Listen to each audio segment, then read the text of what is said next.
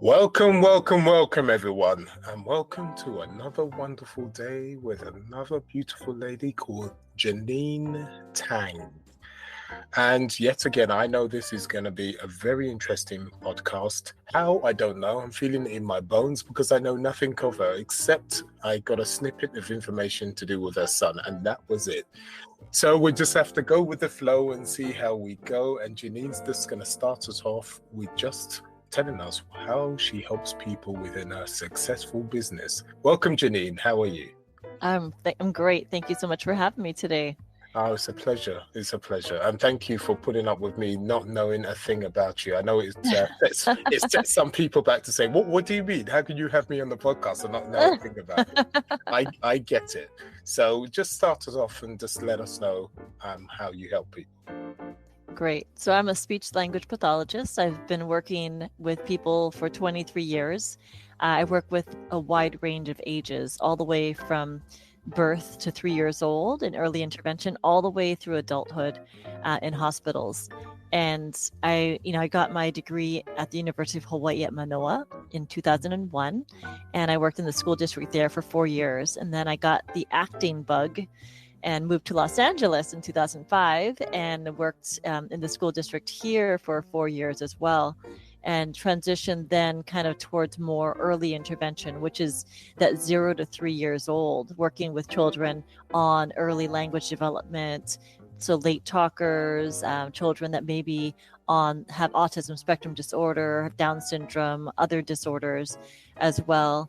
And I've been doing that since 2010, and I really enjoy working with that age group because they are the foundation of our society, right? They're going to become the leaders of tomorrow. Yeah. And so having them be confident communicators is really important. And I also love working with the parents of my clients because, the parents are the ones who spend a majority of their time with their children. And speech therapy is not meant to be taught in a bubble. Oh, really? Right. Yeah. It's meant to be, the strategies are introduced in this therapy bubble in a sense, right? But you really want them to practice it throughout their day. Mm-hmm. And by doing parent training and education, you're able to have those parents be an extension of yourself because you've given them some knowledge. They're not speech therapists, but now they know better how to interact with their children, how to create an environment that promotes language, and practice the strategies that we do in our sessions all the time. Do you know what? That is so beautiful to help people that have a difficulty in communicating. And that resonates with me. And the reason being is because I have a speech problem and I have for years. A lot of people don't know it, even when I was at school. I stutter, have problems with words, etc. But I hide it very well. And most people, including family, will be surprised hearing this podcast thinking, hold on, you've always had no problems talking. I have, trust me. I'm just very clever. I just stayed with it and I just worked with it. So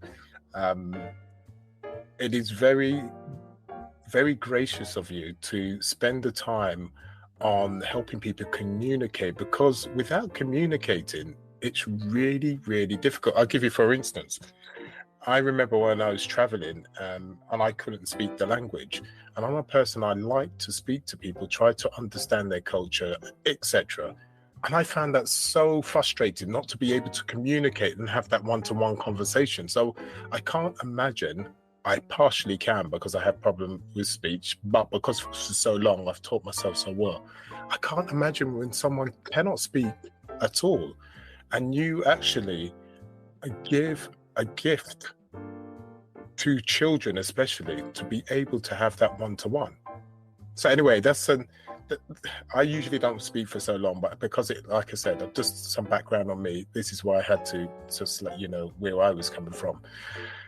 So I know it was a situation that you wanted to help kids. Why the speech thing? Way back in the days, why not something else, sign language or anything else? Why particularly speech? What happened for you to think, you know what, I'm going to help people to communicate from a speech point of view that much better? Yeah, so it goes all the way back to, when I was about 8 years old, my grandfather was sick. He had lung cancer and he passed away. And at the time, I felt very helpless because I wasn't able to help this man that I loved dearly, And so it sparked this need and want to help people.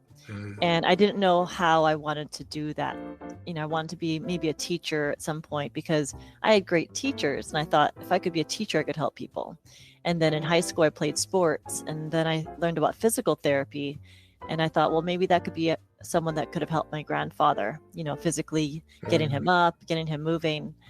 And then when it came time to apply to grad school, because you needed a graduate degree to be a physical therapist, I wasn't sure exactly if that was exactly the role I wanted to do, that degree, because I just wasn't sure, and I had done some competitive speech competitions in high school and college. Okay. And so someone asked me, have you thought about speech therapy? Because I was going to go to grad school. So I got my undergraduate degree in something else I love, which is English literature and creative writing. Okay. So it really combined my interest and love, right? So it's communication, it's speech. I was familiar with how to talk to people, So, and also, I was finishing my undergraduate degree at a college at Pacific University in Oregon. And I found out that the University of Hawaii at Manoa, where I was born, had speech language pathology. So it was a great opportunity to go home and go to grad school. And they were also offering a stipend to go to grad school because there's such a shortage of speech therapists out there. I will never be without a job. People say, if you educate all these parents on how to do speech therapy, aren't you afraid you're not going to have a job? And I'm like, no, I will always have a job because there's always a shortage of speech therapists. And so I worked, essentially grad school was paid for. And, I'm so glad that I did speech therapy because, just little things like working in the hospital with adults, I don't have to lift patients, and I have the longevity of my profession, I think, is longer because I'm not physically taxed. Yes. And also the gratification of having someone communicate, having someone to understand better, and for adults, it's a lot of like swallowing disorders too. It's like, can we find a way for a patient to eat safely? So for me, I love working with all different populations. Some people really focus on just working with adults, or some people focus on just working with children. And I love working with the whole gamut.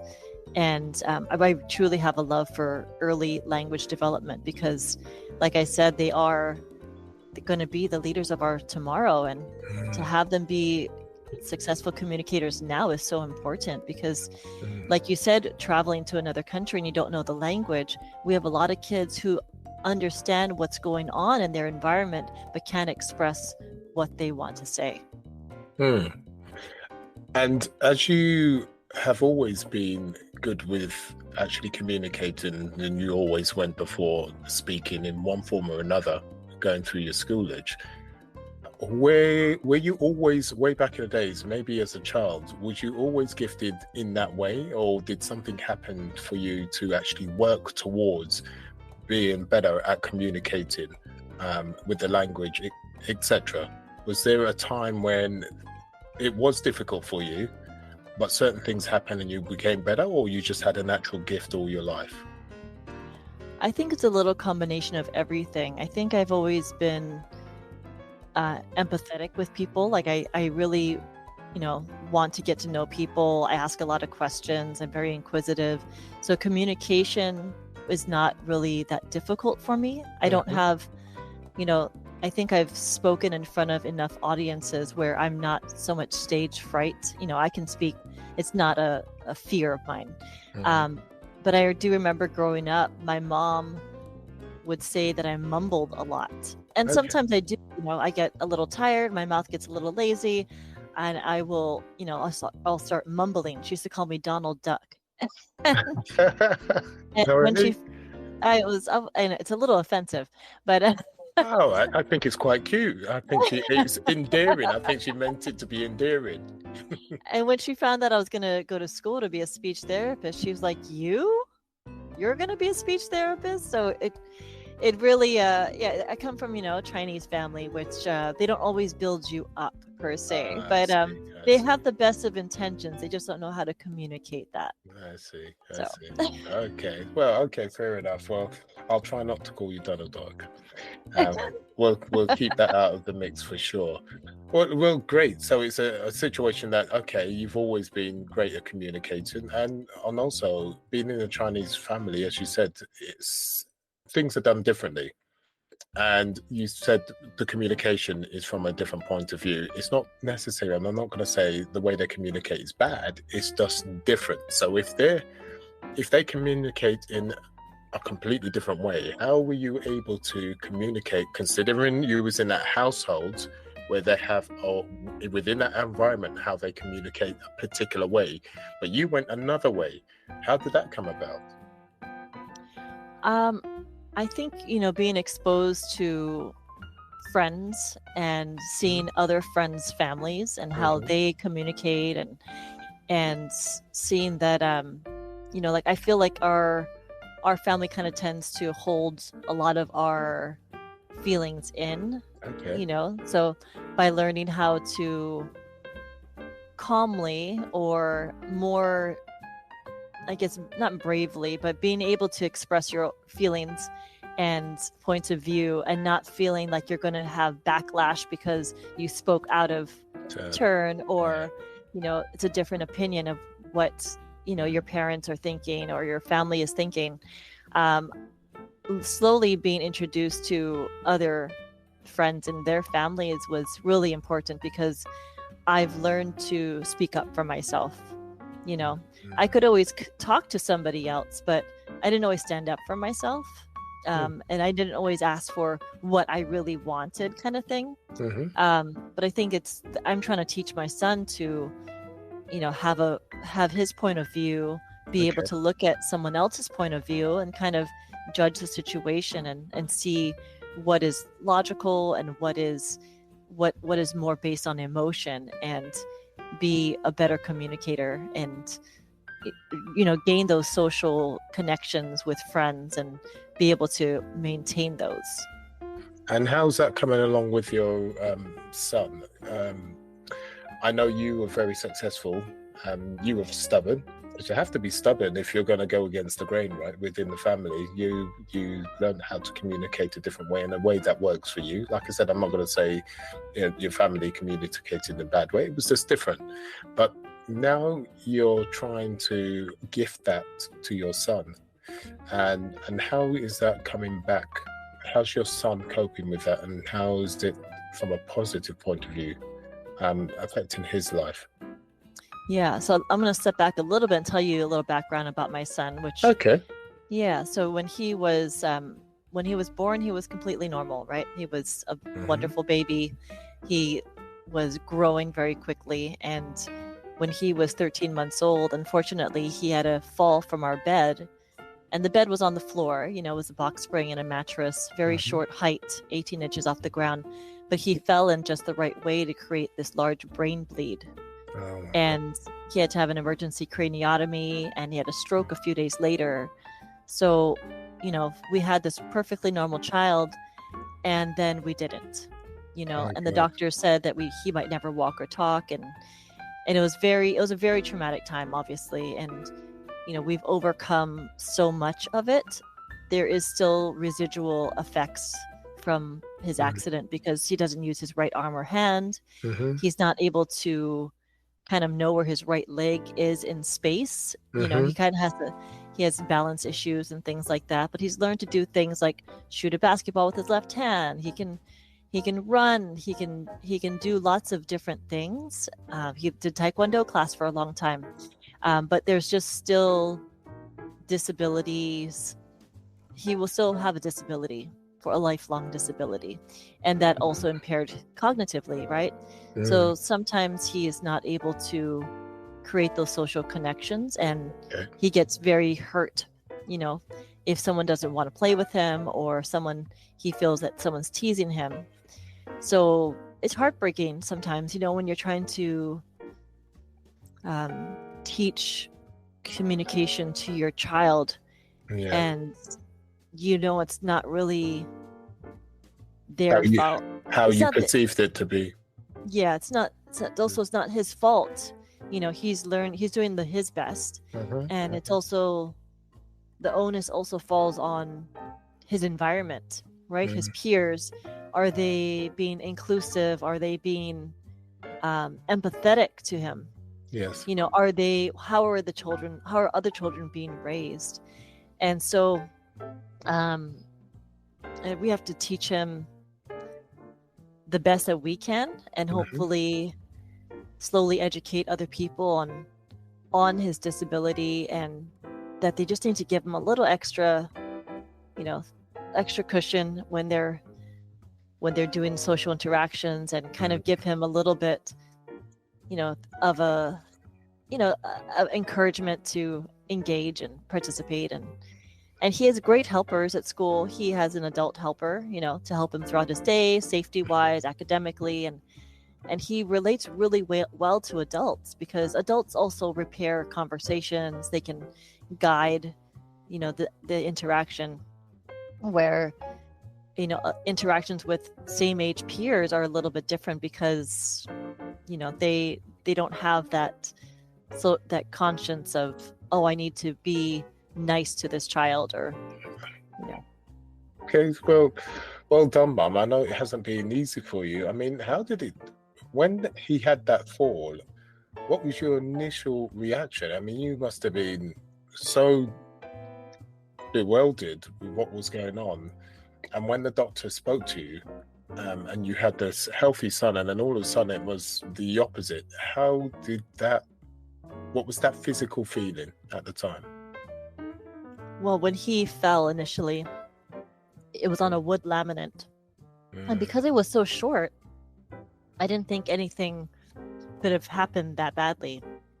But he cried for a while, and then he passed out. And when we took him to the emergency room, they did the CT scan, and they saw the bleed. And then they rushed off to intubate him. And they did the emergency craniotomy. And I was more in shock. Yeah. I wasn't what you would see in a movie, breaking down, crying, So the social worker at the hospital thought I was a cold-hearted mother because I wasn't breaking down. But I also, I work in the medical field. So you do have to put up, when I'm working at the hospital, if I'm just engaged with a patient and they're near death, these patients are very ill. Yes. I'll be crying all day long, because I am a very sensitive person. Okay. So I've learned to put up this screen of objectivity, this is what's happening. Yes. And this is what I need to deal with, and kind of move on that way. And so in a way, I was in shock when he had to go through this emergency surgery, and in disbelief. And also that shield of objectivity went up, because I'm like, this can't be happening. It was unbelievable. Yeah. And so the crying and sobbing didn't happen initially, because I was in the state of disbelief. But I've cried many times since then. But to be characterized as a cold-hearted mother based on me not crying in the emergency room was very hurtful. Yeah, I'm sorry for that. I mean, everybody goes through their own path. Some people will just break down. Other people wait until the time has passed where they've got to be strong for their loved one before they can do it behind closed doors. There's no right and there's no wrong as far as I'm concerned. I appreciate your son falling on laminated floor, because when my daughter was trying to walk just after the age of 1, we've got laminated floor, and she used to fall, and she used to hit her head full on And I used to always, every time I heard that smack, I used to always think, oh my God, because it's literally, she didn't have much hair either. She's got very curly hair. So when you hear that knock, knock, knock, she was falling over 3-4 times a day on pure laminated floor and head on. So I am blessed, Jeaneen, that nothing, how, I don't know. I'm blessed that nothing was untoward to her. And I'm so sorry. All it takes is one time, isn't it? And then you've had to go through what you've had to go through. But with your skills that you've had, you've been able to help your son in a really positive way, because you're able to help your son communicate in so many ways, and not just speech, because you've got that where you work in that environment with other technicians, health technicians. You know how to help your son, in the way that you need to help your son, and it takes a lot of strength to be able to go through those actual processes of when your son's getting older and still having to learn how to use his leg and etc.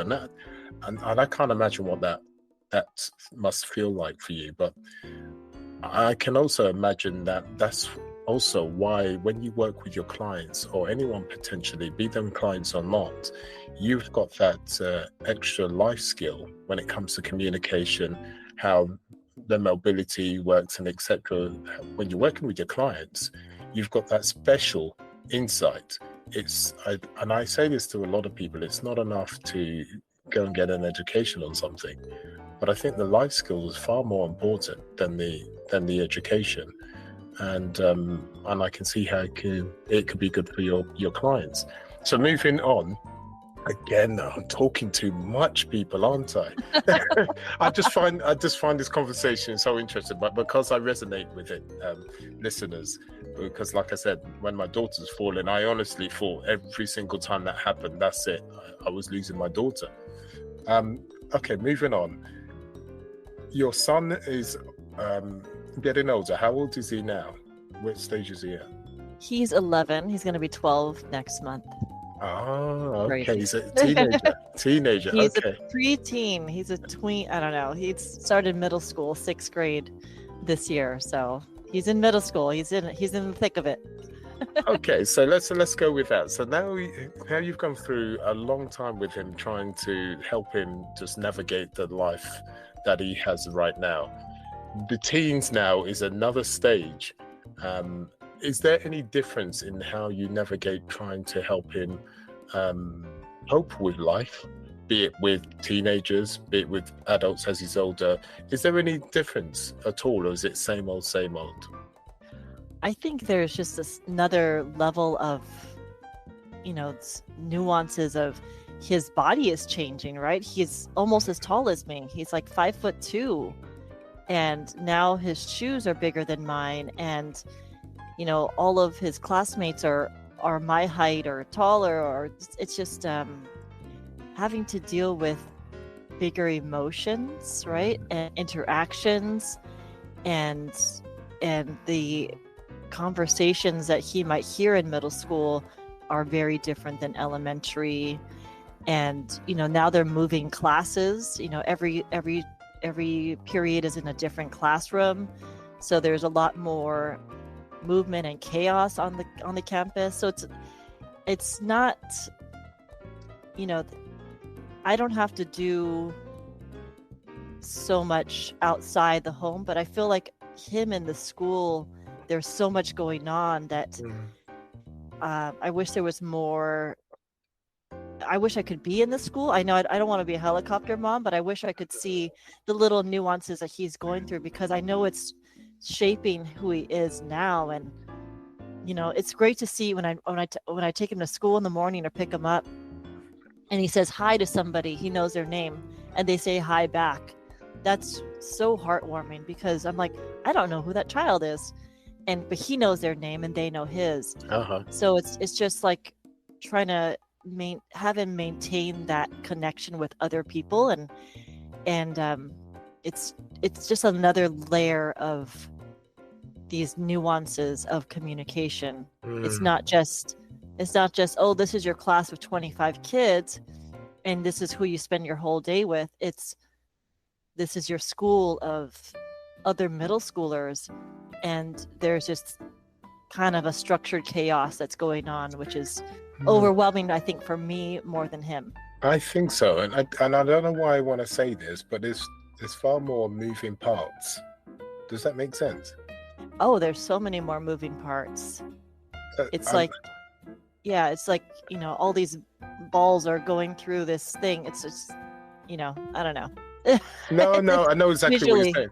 Yeah, no, I know exactly what you're saying. Moving parts. What I mean, listeners, by moving parts is when they're young, you can watch them not 24/7, but you have a certain control, and your kids depend on you, and they want to be close to you, and it's very easy to have that one-to-one connection. But as they hit their teens, and parents will understand that, they have that more distance, so you can't see them around the corner, you can't see them when they're staying overnight, you can't, and all these other moving parts, which is what I'm talking about. And that's what I'm talking about. It's all these extra things, and it's like, oh, okay, how are they developing? Because I can't see really. Okay, let's put it this way. We knew what we were like as teenagers. That's what it is, right? Let's be honest. So, and on top of that, I suppose it's a bit more sensitive for you, Jeaneen, because obviously you have a disabled son, so you're more protective in that way. Absolutely. Yeah, I know. I look at what I did in intermediate school, in Hawaii, we called it, or middle school here. And I'm like, oh gosh, I don't want him to be doing things that I was doing. Not that they were horrible, but also I am a lot more protective because he is disabled. He does have seizures that are brought on by sudden noises or tripping. So It's always like, he didn't have them until about 3 years ago, which is, it's heartbreaking because he was doing very well, and the seizures were, it happened during COVID time. His dad thinks it's because of the vaccine, but we never know. But they're brought on by a loud sudden noise, or him tripping, or someone running into him, and he'll have this fairly short seizure. But we've changed the medication now 3 times to a different medication, and sometimes he'll have a bigger seizure, which is heartbreaking to see, and he doesn't like having them. He hates them. Yeah, no. So it's another layer. He has a friend who was like, oh, can he sleep over? Can Chase come and sleep over? And I'm like, I don't think so. I would love for him to be able to go, but I just want him to be safe. That's difficult for you now. I didn't know that. I mean, with the Caesar situation, that is so hard for you. I mean, you're dealing with the teenager side of it, plus he's disabled, but the seizures is another thing, because you can't see it coming around the corner, right? You can never. It's called reflexive focal tonic seizures for him. Okay. So they're usually caused by some kind of trigger. So it's either a sound or tripping or getting run into. So they're not. So in a way, we can kind of predict what the trigger might have been, right? Okay. But we can't completely stop triggers from happening, because if he goes out into the community and there's a car that revs their engine as they're going by, or honks their horn really loud, he'll have a seizure. And you can't stop. You can't stop environment. That. No. Yeah. That's amazing.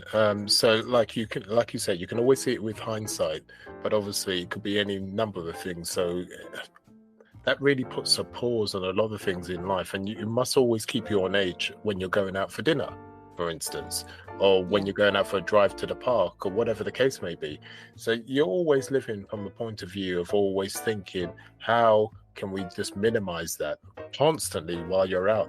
Is that how it feels, or it's not that bad? Not so much minimize everything, but say I'm going to be turning on the blender to make a shake or something. I have to tell him I'm going to turn the blender on.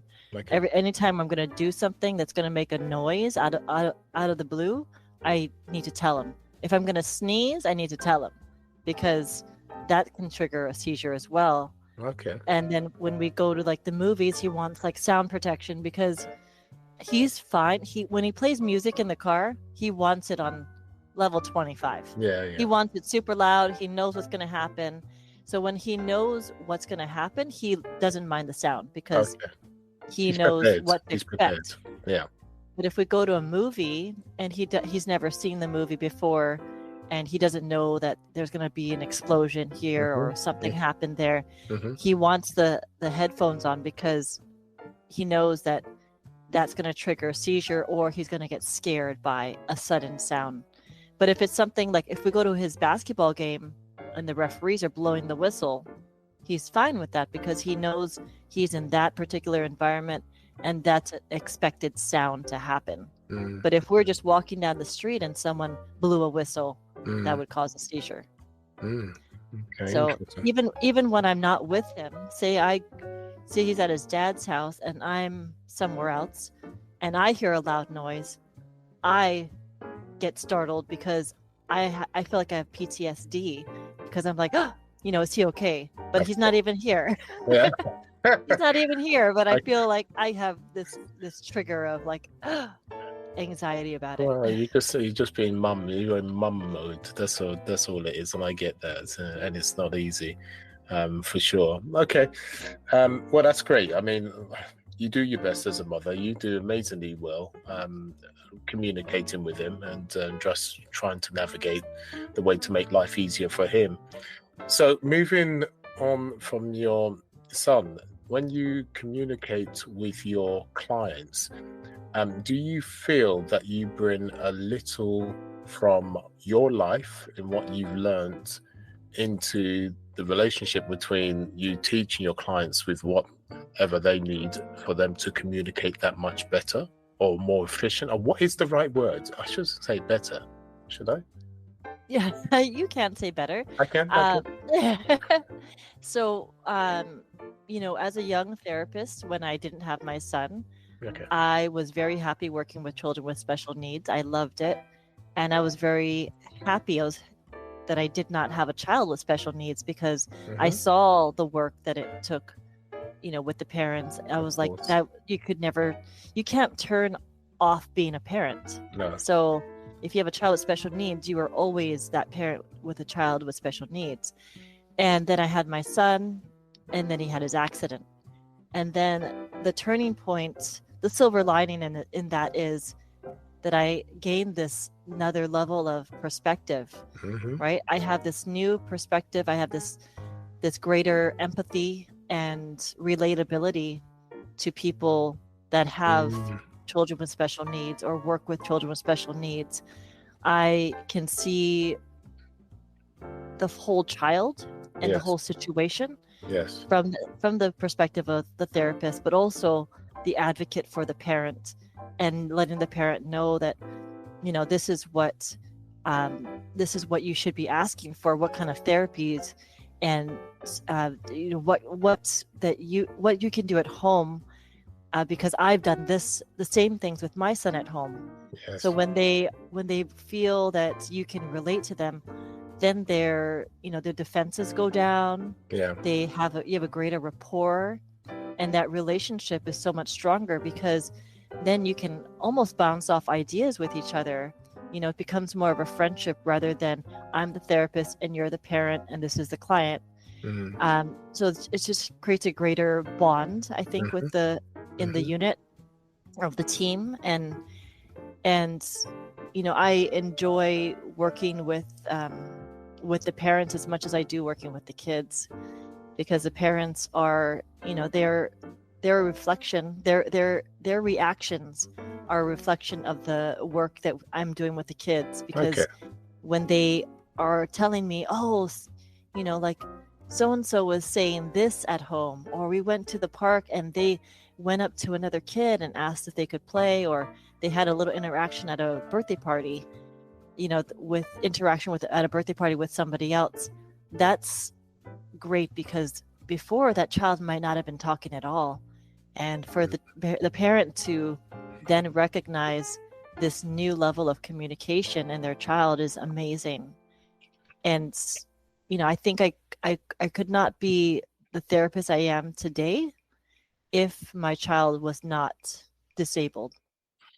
No, No, I totally agree with that. I mean, it's just anything that goes on within our life is just expands into how we become. So, without a doubt, this you had empathy from before, and this is what we spoke about before your son came about. You always had that in you, but with this new dynamic or new way of seeing things because of your experience, I can totally understand you have a more 360-degree view on the children's lives, be that disabled or not disabled, and I can see how you can connect with people. So when you have your clients, is it a situation now you're starting to focus on just clients that have a difficulty with their kids in the way of disability, or it doesn't matter as long, I mean, I'm sure you have no problems helping any children, but is it just become more that you've semi-specialized in helping disabled kids or kids that are autistic or kids, how do you feel your path is taken and where you're at now? I think that I think I have a gift to work with all children, Okay. whether they have autism spectrum disorder or they're just late talkers or they have something else that's going on, because I love playing, right? And that's part of what working with children is about, is being silly and engaging and communicative and having these interactions that are meaningful for the kids and motivating for the kids. I love working with every kind of different child there is. Like, I have one little girl named Rose. She's going to be 5 years old. And I've been working with her since she was 2.5. And she falls under the autism spectrum disorder. And, she barely had any words, if any, when I started working with her. And now she's very opinionated. She has little short conversations. She's very funny. She's always trying to make some kind of funny joke or interaction. She has great eye contact in the moment, so she'll make a joke and she'll be looking at you for the reaction. And, I love working with her and working with children that are on the spectrum, that you need to figure out how they learn. You need to figure out what their strengths are and what motivates them to communicate. And then on the other side, I love working with these kids who are truly late talkers. These are the kids I don't want to have to see in speech therapy, but I love seeing them because they understand their environment. They know kind of what they want to communicate.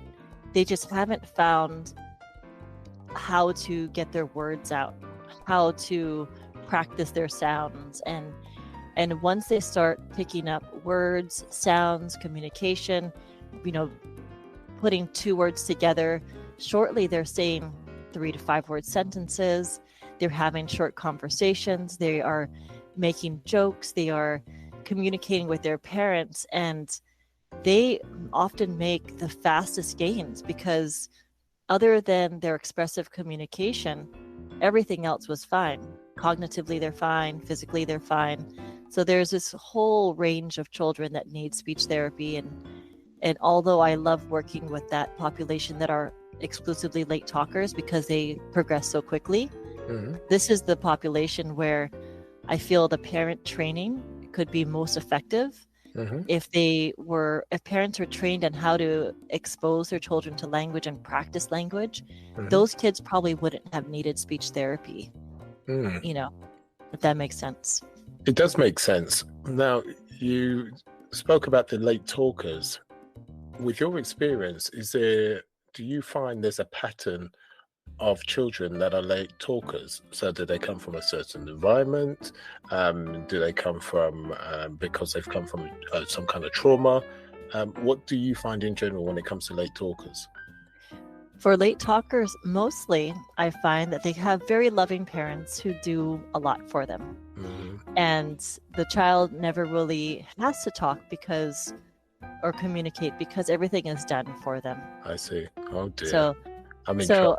I'm in trouble. I have a 2-year-old and she's a bit of a late talker. But then again, I think I've got an excuse because she's in a multi-language family. And they usually say if there's more than one language being spoken in the family, then they end up being late talkers. Let's hope it's that. Anyway, I'll let you go on, Jeaneen. Oh, I would have to argue that is not correct unless there is a language, unless she has difficulty with learning language in general. She should be able to be picking up those both languages, even 3 languages, 4 languages, all the way, up to age 5 is when they're sponges for these languages. You can teach them as many languages as you can throw at them, and use consistently. The languages need to be used consistently by whoever is that fluent talker.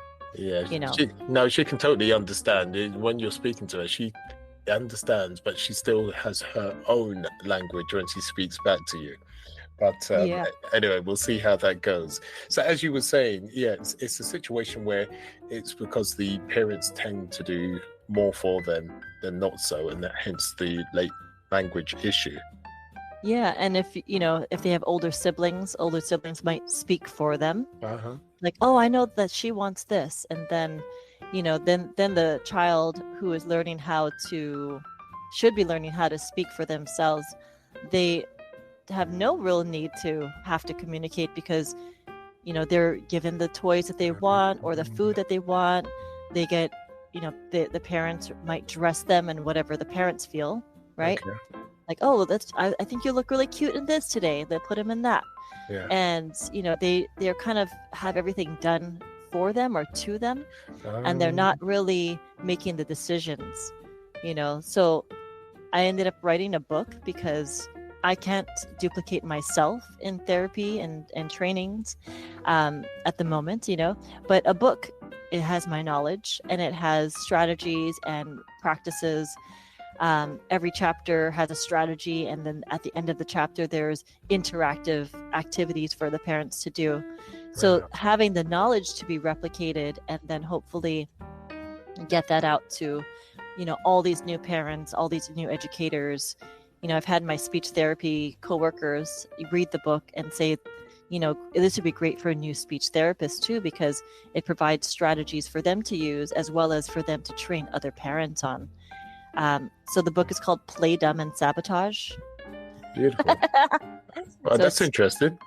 Yeah, so it's called Play Dumb and Sabotage, and the subtitle is Mindfully Under Anticipating the Child's Needs and Creating Opportunities to Practice Language. So if you go back to these parents who are great parents, right? Because parents should know what their child, when their child is hungry, when their child is wet, of course, what their child needs to be wearing, what they might want to play with. The parents should know because that's the parent's job. But also, that's also a detriment to the child because you're not letting the child explore their environment on their own, make some decisions. And so mindfully under anticipating is that part of playing dumb, so whether it be something like at snack time, if your daughter loves goldfish or something, don't give her the whole bowl of goldfish, just give her a couple and have the bowl nearby but out of reach so she can indicate that she wants more, and practicing that repetition of I want more goldfish please, or more please, or whatever her level of language is that she can be successful at. Of course. Because I always relate it to if you're playing a sport, right? If you're playing basketball, you can't expect to occasionally make a free throw or shoot a free throw and make it, right? You're going to practice a free throw so that you can become consistent and better at it, right? So it's all through repetition. Some things about play dumb is playing dumb could be, I might ask absurd questions. So I might ask a kid, does a dog say baba? Or do I put my sock on my nose? Or, can I eat a book? So kind of making them think like, oh wait, it's also seeing how they're understanding the use of things. Yes. Exposing them to vocabulary, and then also having them feel smart, because kids love to be smarter than adults, because when an adult is dumber, they're like, oh, well, why did you think that you could eat a book? That's just so dumb. So it kind of encourages playfulness, and it encourages interaction. It encourages them to tell you, no, that's not right. Like, you shouldn't eat a book. And little things, like, I love to, when my son was little, I always say, what do you want to wear today? Do you want to wear the green shirt or the blue shirt? And I hold things about shoulder width apart, show him what the vocabulary is. He can hear it. He can see the items. Yeah. And then even if he can't speak, at the time, if he could just look towards one of them, then I would say, oh, great, let's wear the green shirt today. That looks great. I love green. Grass is green. And you can have what we call language bombardment, where you are speaking to the child, but not necessarily expecting them to imitate it or say it back to you. So what you're doing, you're actually creating relationships from one language, verb, or action from another. So as you said about the green top, and then you turn that from the green grass, making relationships so they understand the relationships of words, color, etc. Yes. And for them to make a decision, as you said. So anything that actually is a bit like reverse psychology, right? Your child or the person is intelligent enough to know something, but you do a bit of reverse psychology. I don't know whether I should call it that way. Yeah. But anyway, that's how I see it. A bit of reverse psychology. And it's like, as you said, oh, you silly person. No, that's not what it is. Yeah. So that I'd never ever thought about interacting with my children in that way, to have them, to be them. To be honest, my child does not need to be more vocal, because she's quite expressive in anything she does. But obviously the language thing it needs to set into grace. But no, I can see where if you want your child to interact that much more, the example of the bowl and just giving so much, and I think I'm going to try that myself. Yes. So she can. Do I want my child to express herself even more? Oh God, what a nightmare! But it would be nice for her to obviously use her mouth, and hopefully she can form the correct words. But I tell you what, Jeaneen, when I think about it, I'm not looking for the day when she's going to start speaking properly. They go, well, the thing is, she has her own language, right? And so when she replies back to us in her own language, she's so cute. You know what she means?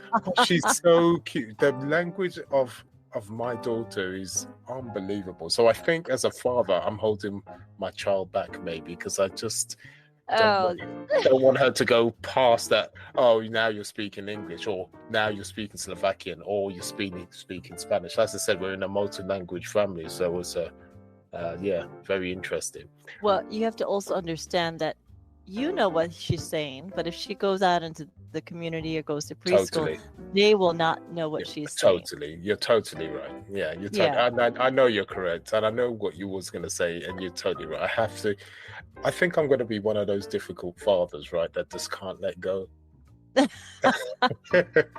You just need to record. You need to record her now so you can reminisce on them later. I think so. I think it's now for Dad to, to let the little one start to express herself properly. Yeah, no, that's really interesting in what you're saying. I love the way you prompt children to actually express themselves in such a positive way, but you do it without forcing them. You do it without them feeling it's work. As you said, now with the example you gave me, and you did say about you do it in play, but with the example you gave, I get that. It is a form of just natural conversation or play. And then it's not a struggle when you're trying to the word is not force your child, but when you want your child to say something, and you can say it, rather than from a point of view that you're just doing the reverse, I call it reverse psychology, and playing with words. That's far more effective and far more pleasurable, is it not? The way you're talking about doing it. Absolutely, because the child feels that they are part of the decision making, you know. Yeah. And one of the things I love telling parents, it's so key, telling parents and other educators, is don't ask a yes/no question unless you're going to honor the no. Okay, so for example, if you tell your child, you know, are you ready to clean up? Are you ready to brush your teeth? Are you ready to go to bed? Are you ready to do your homework? And they say no. What are you going to say? You're going to say, oh, you're going to do it anyway? Right? Or if I'm working on articulation and I say, can you say hippopotamus? Or do you want to do this puzzle? Right? And they say no. You know, you can't say, well, you're going to say hippopotamus. You can do it anyway. You're going to still say it. Or we're going to do the puzzle. You know, it doesn't matter what you want to actually do. If they say no, you really are, and you're forcing them to still try to do it. Yeah. You know, you're really kind of losing their trust. And you're showing them that you're not really respecting their word. You're not honoring their word. So what I like to do is I offer choices. So if I tell my son, we're going to get ready for bed, do you want to brush your teeth first or change into pajamas first? You know? Or I say, hey, we're going to cut your nails. Do you want to do it tonight or tomorrow night? He's like, tomorrow. I'm like, okay, great. You made that decision. Or if I say, if I tell a child, oh, I have these two puzzles. I have the farm puzzle and the vehicle puzzle. Which one should we do? Right? So we're going to do a puzzle. You get to choose which one it is. Yeah. You know? See that. Or if I'm working on articulation, I might say, oh, caterpillar. You say it. Your turn. You know, rather than, can you say caterpillar? Yeah. You know, and then I might say, oh, the caterpillar is long. You say it. Or what else, you know, to encourage them to say something else about it. If I'm working on descriptions, I might say, the elephant has big ears. Oh, what else about the elephant? Rather than like, tell me, you know, like, what else, you know. So it's kind of encouraging language in a different way, and I think it's more natural, and the child does feel that they are making decisions, you know. So I might say, we're gonna do this puzzle and a book. Which one do you want to do first? You know. Beautiful. So they can have an idea of what we're gonna do. There's that expectation that we're gonna do these two things, but you get to choose which one we're gonna do first. And I see the power, and I see the practicality in that too. I can see how I can use that with my child, and that's far more efficient and loving way than a way that we're going to do this. Yeah. I never want to force a child. Which I've done that in the past. My hands up. I've done that in the past, but I'm trying to learn. I'm getting there via Disneyland, but I do get there in the end. Okay, so that's absolutely wonderful. Now, you help the children one-to-one. You also help to train people. So in a way, you train the parents to help their kids. That's another thing. Do you also train people to do what you do as efficiently as you do? Do you do that as practice? Yeah, so I was supervising some speech therapy assistants, and you know, I loved working one-on-one with the assistants, because then they get to see how I do therapy and kind of also use those strategies in their sessions as well. So I would love to do more therapist training, right? Mm-hmm. I've been doing some teacher trainings at preschools, and then I reached out to a nonprofit in my neighborhood that does outreach to young adults. Okay. And a lot of these young adults have children, right? These young adults can be homeless. They might be looking for different programs at this nonprofit. And so I connected with, it's called My Friend's Place in Hollywood. Mm-hmm. And they deal with a lot of young, what they call them youth, basically 18 to 25 years old is their target target client. And a lot of these young moms or parents have these children that they, don't have in daycare. They can't go to work because the child's not in daycare, but they also, don't know how to communicate with their child. So I'm going to be doing some volunteer work through them as well. I wanted to really, push parent education, because I think it's so important. You go through birth training when you have a baby, right? You have to learn how to give birth. Yes. But you don't know how to interact with your child after that. And unless you have great models, some people have great models from their parents and on how to work with kids and how to interact with children. But, some new parents especially, they don't have that outside mentorship to let them know, like, that I'm doing a good job, or how to read with the kids, how to play with the kids, how to interact, and how to change, how to change that vocabulary, that how I said, this is green. Oh, the grass is green. Oh, the frog is green too. How to relate a concept and extend that concept into more language. Okay.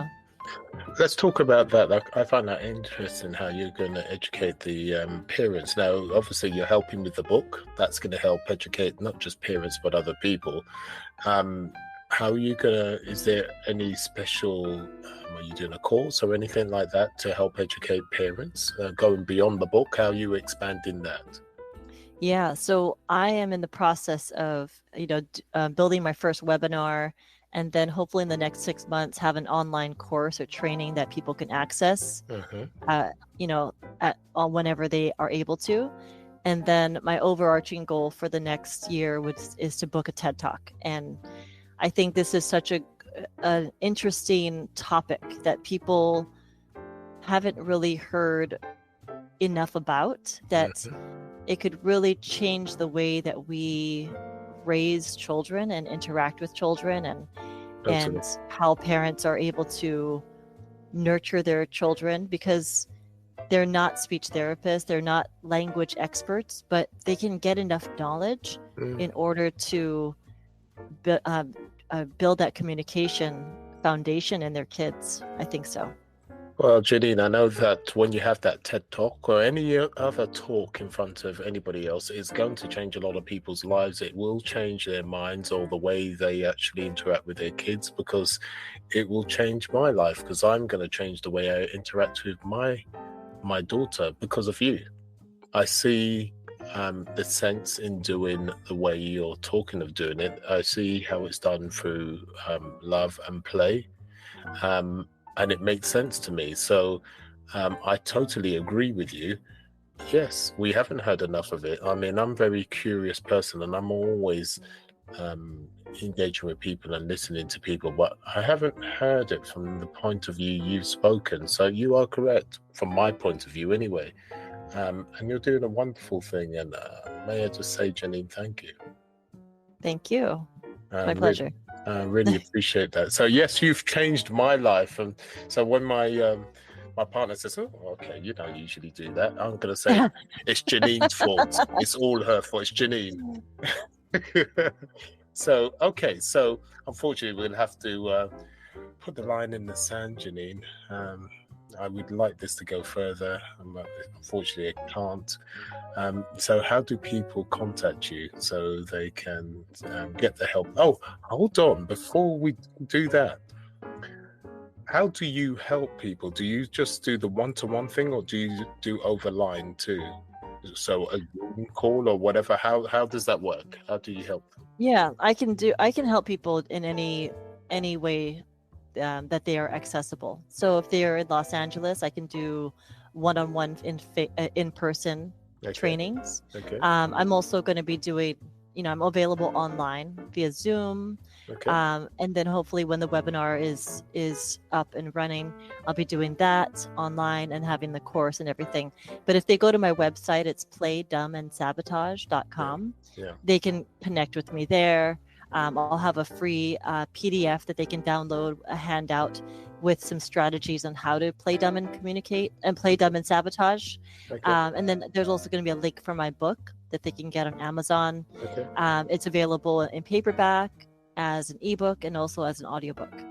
Perfect. Yeah, I thought that was very important to make sure people know exactly how they can interact with you. So not only, listeners, can you interact one-to-one with her, but if you want to read a book, webinar, do a one-to-one over line, then flexibility is there. And as you can see, she has the life experience and the empathy to actually work with you if you want your children to be able to communicate that much better. As you can see, you've seen her journey, and it's not from up. You see, now my speech impediment's coming into control. You see that? It doesn't always stick. So she's not just competent from an education point of view, but more importantly, from a life point of view, which is far more important, to have someone that's actually gone through the trenches herself and also has a passion. And Jeaneen is your woman. Jeaneen, thank you for coming on here. Really appreciate it. Thank you so much. It's been a pleasure. Okay. And everyone else, we will speak to you very soon, and sayonara.